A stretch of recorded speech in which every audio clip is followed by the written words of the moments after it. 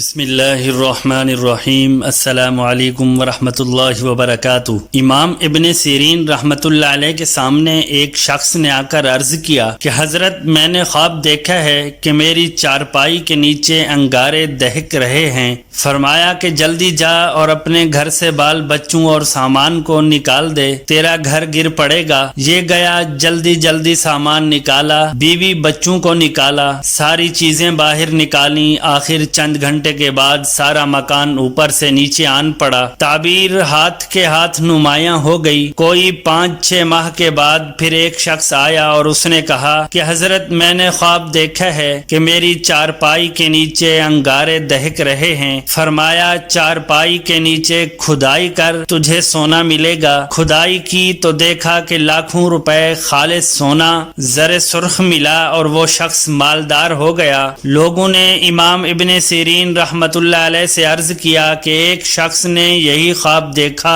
آپ نے اس کا تو گھر گرا دیا، اور دوسرے نے وہی خواب دیکھا تو اسے خزانہ دلا دیا۔ ایک نے کیا قصور کیا تھا اور دوسرے نے کون سا انعام کا کام کیا تھا؟ خواب تو ایک ہے۔ فرمایا کہ پہلے نے گرمی کے موسم میں خواب دیکھا تھا، اور گرمی میں چارپائی کے نیچے آگ دیکھنا یہ انہدام بنیاد کی دلیل ہوتی ہے، تو میں نے تعبیر دی کہ تیرا گھر گر جائے گا۔ دوسرے نے یہ خواب دیکھا سردی کے موسم میں، اور سردی میں چارپائی کے نیچے آگ انتہائی نعمت اور خوشگوار چیز ہوتی ہے، اور اس کی آگ کی صورت سونے کی صورت کے مشابہ ہوتی ہے، تو میں نے تعبیر دے دی کہ سونا ملے گا۔ تو گویا فن تعبیر خواب کے اصول ہیں، انہی اصولوں کی روح سے تعبیریں واضح ہو جاتی ہیں۔ انہی ابن سیرین رحمت اللہ علیہ اور امام مالک رحمت اللہ علیہ کا زمانہ ہے۔ امام مالک رحمت اللہ علیہ جلیل القدر امام ہیں، تابعی بھی ہیں اور صاحب مذہب ہیں۔ امام مالک رحمت اللہ علیہ کی حالت یہ تھی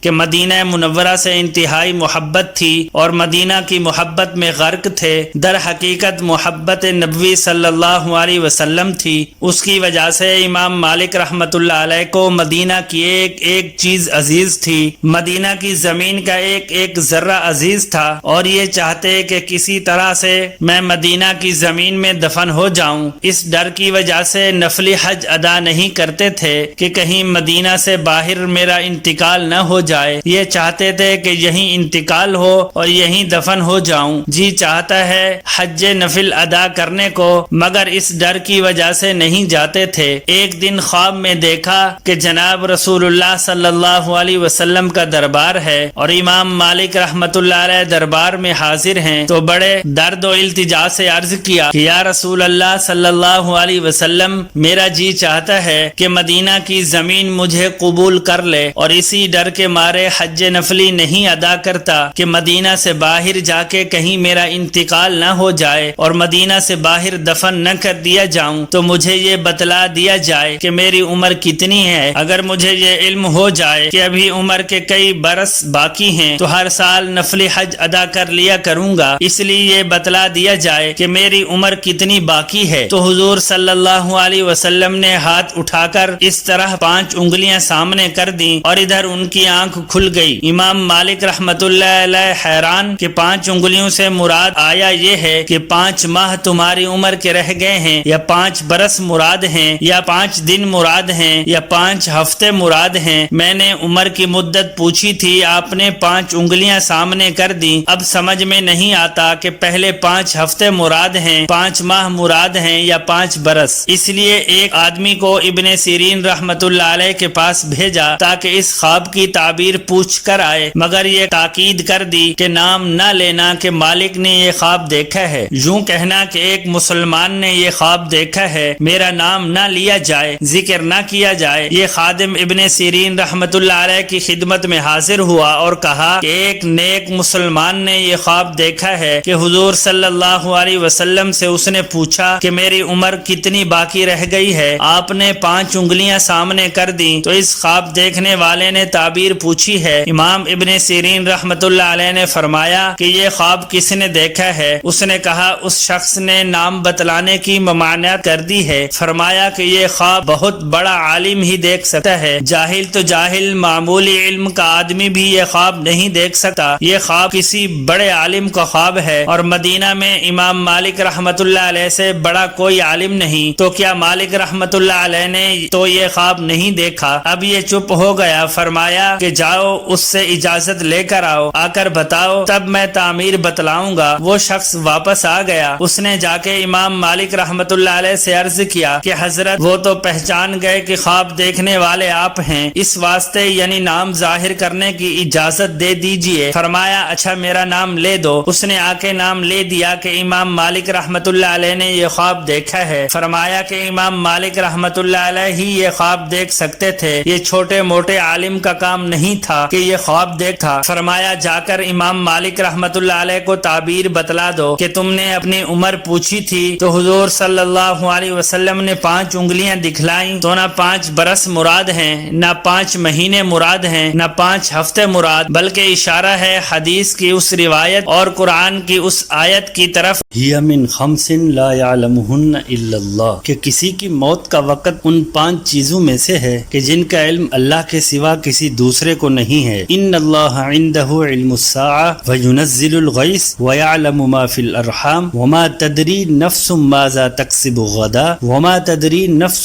بأي ارض تموت۔ اللہ ہی کے پاس ہے قیامت کا علم کہ کب آئے گی، کسی کو پتہ نہیں دیا گیا کہ کب آنے والی ہے، اور بارش کی اصلیت و حقیقت کہاں سے ہے، اس کا ابتدائی سرچشمہ کون ہے، کہاں سے چلتی ہے، اللہ کے سوا دوسروں کو پتہ نہیں ہے۔ اسباب کے درجے میں ہم کچھ پتہ چلا لیں کہ مونسون آئے گا، وہ برسے گا اور بادل بنیں گے، لیکن خود مونسون کیسے بنا، اس کے اوپر کا سرچشمہ کیا ہے اور اصل کیا ہے، کس طرح پانی کی تکوین ہوئی، یہ سب اللہ ہی جانتا ہے۔ وَيَعْلَمُ مَا فِي الْأَرْحَامِ، اور ان اصولوں سے اللہ تعالیٰ ہی واقف ہے کہ ماں کے پیٹ میں بچہ لڑکا بنے گا یا لڑکی بنے گی، لڑکا ہوگا یا لڑکی، کسی جدید خبر کچھ سے کسی کو معلوم ہو جائے یہ ممکن ہے، لیکن ان اصولوں کی اطلاع کہ لڑکا اور لڑکی رحم مادر میں کس طرح بنتے ہیں یہ اللہ کے سوا کوئی نہیں جانتا۔ وَمَا تَدْرِي نَفْسٌ بِأَيِّ أَرْضٍ تَمُوتُ، کسی شخص کو پتہ نہیں ہے کہ کل کس زمین میں وہ دفن کیا جائے گا۔ تو امام مالک کو کہہ دینا جا کے کہ 5 انگلیوں سے 5 دن، 5 سال یا 5 مہینے مراد نہیں ہیں، بلکہ 5 اصول مراد ہیں کہ ان کا علم اللہ کے سوا کسی کو نہیں ہے۔ ان میں سے یہ بھی ہے کہ خدا ہی جانتا ہے کہ کس زمین میں کون دفن ہوگا، کس زمین میں کس کا انتقال ہوگا۔ تو امام ابن سیرین رحمت اللہ علیہ نے یہ تعبیر دی اور فرمایا کہ امام مالک ہی یہ خواب دیکھ سکتے ہیں، اس واسطے کہ حضور صلی اللہ علیہ وسلم نے وہ علمی جواب دیا ہے کہ ہر